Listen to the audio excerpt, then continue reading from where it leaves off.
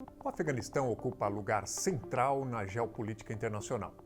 Nos últimos 40 anos, o país foi palco de guerras que provocaram enorme destruição humana e influenciaram disputas entre as maiores potências mundiais. Da invasão soviética nos anos 70 à invasão americana em 2001, o país sempre manteve latente em seu interior um poderoso movimento guerrilheiro formado pelos combatentes Mujahideen e pelo Talibã. O que ocorre nesse remoto país da Ásia Central, que tem menos habitantes que o estado de São Paulo e um território menor que o de Minas Gerais, é algo que traz consequências para todos os demais países do mundo. Para entender o Afeganistão atual e a chegada do Talibã ao poder, a gente pode estabelecer o ano de 1973 como ponto de partida. Foi nesse ano que Mohammed Daoud Khan liderou um sangrento golpe de Estado que pôs fim a uma monarquia no Afeganistão e instaurou a primeira tentativa de fundar uma república no país. Khan era, no fundo, um presidente nacionalista e de esquerda. Para governar, ele se coligou com setores marxistas ainda mais radicais, mas esses setores consideraram que o governo Khan estava sendo muito conservador. A aventura de Khan na presidência foi curta. Ele durou apenas 5 anos no poder, até que em 1978 acabou sendo deposto e assassinado por membros do Partido Comunista local chamado Partido Democrático Popular. Esse episódio, que ficou conhecido como a Revolução Saur, marcou em plena Guerra Fria a chegada ao poder de uma agremiação marxista-leninista realmente radical. Sob o comando do novo presidente, Nur Muhammad Tarak, o governo afegão buscou implementar uma agenda de profundas reformas socialistas, se alinhando ao governo da União Soviética. O presidente Tarak tentou criar um programa de reforma agrária e pôr em prática uma série de outras reformas estruturais. Essas mudanças, no entanto, passaram a incomodar os líderes locais, que eram ligados às diversas etnias que controlavam o poder de fato no vasto interior do Afeganistão. Esses grupos contrários ao governo Tarak receberam apoio, isso é, dinheiro, armas e munições, do vizinho Paquistão. Em resposta, os soviéticos redobraram o apoio que vinham dando ao governo do Afeganistão. Em pouco tempo, a situação se degenerou em guerra civil. A União Soviética armou e financiou fortemente as forças do governo local. E percebendo a escalada, os Estados Unidos entraram no jogo do lado dos rebeldes. Foi então que, com menos de um ano no poder, Tarak foi assassinado num novo golpe de Estado, que culminou na ascensão de Hafizullah Amin. Mas o mandato de Amin foi ainda mais turbulento, instável e curto. Apesar de ser comunista, ele foi considerado ineficaz e pouco confiável por Moscou, e caiu em apenas 3 meses. Isso porque a União Soviética decidiu parar de agir através de intermediários e começar a implantar diretamente a sua política intervencionista. As tropas enviadas por Moscou entraram no Afeganistão em dezembro de 1979. Amin foi morto apenas 3 dias depois da invasão e, no lugar dele, o Kremlin colocou um novo presidente, Babrak Karmal, que comandaria o país ao longo dos 7 anos seguintes. Poucos meses depois, em 1980, o mundo condenou a invasão soviética do Afeganistão. Os Estados Unidos decidiram boicotar a Olimpíada daquele ano em Moscou. A Assembleia Geral das Nações Unidas aprovou resoluções contra o intervencionismo soviético na Ásia Central. E o Kremlin só recebeu apoio de 3 países: Vietnã, Alemanha Oriental e Angola, todos do bloco socialista. Enquanto o governo de Karmal era insuflado pelo poderio soviético no Afeganistão, um conjunto de outros países manteve o milionário financiamento de grupos insurgentes locais. Americanos, britânicos, paquistaneses, iranianos, sauditas e até chineses armaram os guerrilheiros afegãos, que, embora fossem de diferentes milícias locais, ficaram conhecidos todos por um mesmo nome: Mujahideens, aqueles que lutam a Jihad, a Guerra Santa. Finalmente, em 1989, depois de 10 anos do início da guerra, o líder reformista soviético Mikhail Gorbachev retirou completamente suas tropas do Afeganistão. 2 anos depois, em 1991, veio o colapso total do bloco soviético.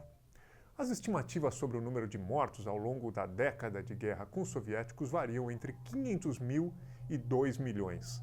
A retirada da potência também contribuiu para a fama de cemitério de impérios do país, que ao longo de sua história já tinha lidado com macedônios, mongóis e britânicos. As mortes e o fracasso soviético foram apenas parte das consequências do conflito. A consequência que ecoa com força até os dias de hoje foi o fortalecimento dos grupos armados locais. Entre eles, um grupo específico viria a ter papel determinante na história do Afeganistão: o Talibã. Em 1992, um ano depois do colapso soviético e da retirada das tropas de Moscou do Afeganistão, o governo central caiu. Grupos de combatentes mujahidin de diferentes facções assumiram o comando, cada qual com seu quinhão. O poder foi tomado de forma fragmentada e disfuncional em meio às disputas entre os diversos senhores da guerra, que eram os líderes de grupos de combatentes que brigavam entre si.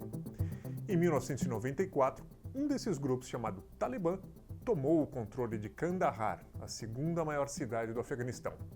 Em 1996, eles invadiram a capital Cabul e assumiram a hegemonia diante dos demais grupos. A partir daí, ergueram um governo que duraria pelos 5 anos seguintes. O Talibã é um grupo formado originalmente por membros da etnia Pashtun, que combateram os soviéticos nos anos 1980. A palavra significa literalmente estudantes, e ela foi usada para se referir ao grupo porque muitos de seus membros eram jovens, órfãos, refugiados e deslocados pela guerra que cresceram frequentando um misto de seminário religioso e escola islâmica, chamadas no Afeganistão e no Paquistão de madraças. A chegada do Talibã ao poder em 1996 deu início a mais um capítulo brutal na história do país.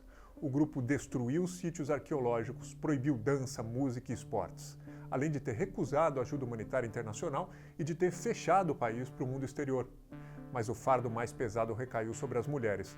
Com base em antigos costumes pashtun e numa interpretação radicalizada do Corão, o Talibã obrigou mulheres a se cobrirem da cabeça aos pés. Elas foram proibidas de frequentar escolas e de sair de casa sem autorização e a companhia de um homem.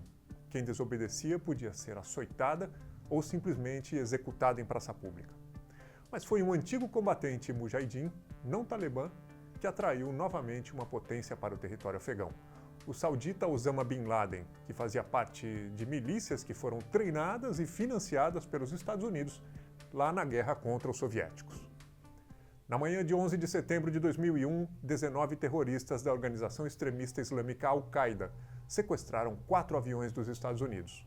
2 desses aviões, lotados de passageiros, foram lançados pelos sequestradores suicidas contra as Torres Gêmeas em Manhattan, e 1h42 os prédios colapsaram e desapareceram no maior atentado terrorista da história dos Estados Unidos. Um terceiro avião teve sua rota desviada para a Virgínia e foi jogado contra o edifício sede do Pentágono, o órgão que coordena todos os assuntos militares dos Estados Unidos. Uma quarta aeronave, sequestrada pelos terroristas, seria lançada contra a Casa Branca ou a sede do Congresso em Washington, mas acabou caindo antes, no estado da Pensilvânia, depois que passageiros lutaram contra os terroristas na cabine de comando. Ao todo, 2.977 pessoas morreram e milhares ficaram feridas no 11 de setembro. O então presidente americano George W. Bush acusou o Afeganistão do Talibã de abrigar terroristas. E com respaldo do Congresso, tropas americanas invadiram o país em 7 de outubro de 2001, menos de um mês depois dos atentados. Começava um novo capítulo de guerras que se estenderia por mais 20 anos e se tornaria o mais longo conflito da história americana. Osama Bin Laden, líder da Al-Qaeda, havia sido mujahidin, era protegido pelo Talibã e estava escondido em algum lugar na fronteira entre o Afeganistão e o Paquistão. Ele era o principal procurado pelos americanos, embora ele tenha passado os primeiros anos da caçada negando vinculação com os atentados. Foi só em 2004 que Bin Laden fez circular uma mensagem em vídeo na qual reivindicou claramente a mentoria do 11 de setembro. Os americanos derrubaram o governo do Talibã em apenas um mês. A operação no Afeganistão foi amplamente respaldada pelas Nações Unidas e pelos aliados da OTAN. Isso não aconteceu no Iraque, por exemplo, onde os Estados Unidos invadiram em 2003 sob o pretexto de prevenir ataques de destruição em massa com armas que nunca existiram. Um grupo de potências europeias, lideradas pelos Estados Unidos, criou um novo governo civil no Afeganistão. O escolhido para liderar esse novo governo foi Hamid Karzai, que assumiu o posto de presidente sem ter sido eleito. Uma nova Constituição foi criada, assinada em solo europeu, instituindo uma democracia bem aos moldes ocidentais, com pluralidade partidária, eleições periódicas, separação dos poderes e liberdade de expressão. Já o Talibã não desapareceu completamente. O grupo radical permaneceu numa guerra de insurgência contra as tropas estrangeiras, da mesma forma como havia feito com os soviéticos, preparando uma volta ao poder que aconteceria 20 anos depois. O objetivo número 1 dos americanos era encontrar Bin Laden. Essa missão levou 10 anos para ser cumprida. Em maio de 2011, o terrorista saudita foi localizado e morto por militares americanos. Não no Afeganistão, mas na cidade de Abbottabad, no vizinho Paquistão. A esta altura, a presença não apenas dos Estados Unidos, mas de todos os países estrangeiros no Afeganistão tinha evoluído. De uma mera caçada aos responsáveis pelo 11 de setembro, as potências ocidentais tinham embarcado na missão de reconstruir o país. Os anos de guerra tornaram o Afeganistão um país tão inóspito, tão pobre e tão precário que o Banco Mundial sequer dispõe de dados sobre o PIB do país no período que vai de 1981 até 2002, ou seja, no longo período que vai da invasão soviética à invasão americana. A entrada de tropas estrangeiras no país em 2001 trouxe consigo uma enxurrada de organizações humanitárias, ONGs, fundações e novas embaixadas que fizeram a precária economia do país explodir. Afegãos migraram do interior para cidades maiores em busca de empregos como tradutores, guias e motoristas de patrões estrangeiros. O PIB do país, que era de 4 bilhões de dólares em 2002, passou a ser de 20 bilhões de dólares em 2013. Nesse período, a economia cresceu quase 10% ao ano. Em 1960, a expectativa de vida no Afeganistão era de apenas 32 anos. Em 2019, era de 64 anos.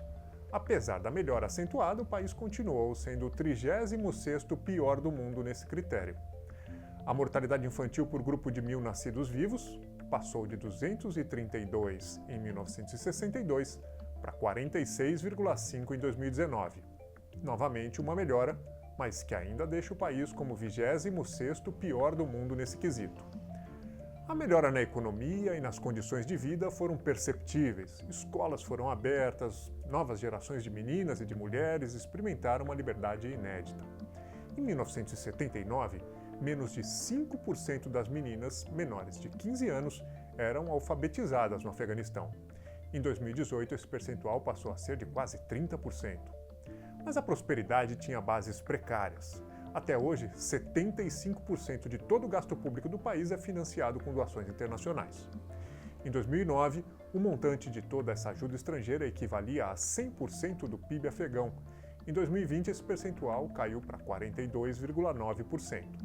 A queda acompanhou o decréscimo no número de tropas estrangeiras no país, de 130 mil soldados em 2011 para 15 mil em 2014. Olhando apenas os números, o Afeganistão parecia reconstruído, ou pelo menos no caminho da reconstrução. Em 2014, houve a primeira transferência democrática de poder em toda a história do país, quando Ashraf Ghani foi eleito presidente. Nesse mesmo ano, a coalizão militar estrangeira anunciou o fim de suas operações de combate em solo afegão. A atenção militar estrangeira passou a se concentrar sobretudo na formação dos membros das novas Forças Armadas afegãs e na proteção de embaixadas e sedes de ONGs humanitárias na chamada Zona Verde de Cabul. Com Bin Laden morto, o Talibã fora do poder e o país parcialmente estruturado, os Estados Unidos deram início, em 2018, às primeiras conversas para uma retirada definitiva. Desde o início desse diálogo, o Talibã esteve presente na mesa. Em fevereiro de 2020, os Estados Unidos, sob a administração de Donald Trump, assinaram com o Talibã, em Doha, no Catar, um acordo que assentou as bases para essa retirada depois de 20 anos de presença militar. Credenciado novamente como ator político, o grupo extremista passou então a construir, a partir de maio de 2021, sua própria volta ao poder. Pouco a pouco, o Talibã foi tomando cidades do interior do Afeganistão, derrotando ou buscando a simples rendição das forças leais ao governo. Em 15 de agosto de 2021, depois de ter passado 20 anos se esgueirando pelo interior do país, o Talibã conquistou novamente a capital, Cabul. O grupo insurgente proclamou a formação de um novo governo. O presidente Ghani fugiu, as forças afegãs sumiram e as tropas estrangeiras continuaram sua marcha sem olhar para trás. Em 30 de agosto, o último avião com militares americanos deixou o país. No rastro ficaram as imagens de afegãos desesperados na pista de pousos e de decolagens do aeroporto de Cabul, tentando entrar à força em aviões de passageiros ou se agarrando à fuselagem de aeronaves de carga dos Estados Unidos até o ponto de despencar dos céus.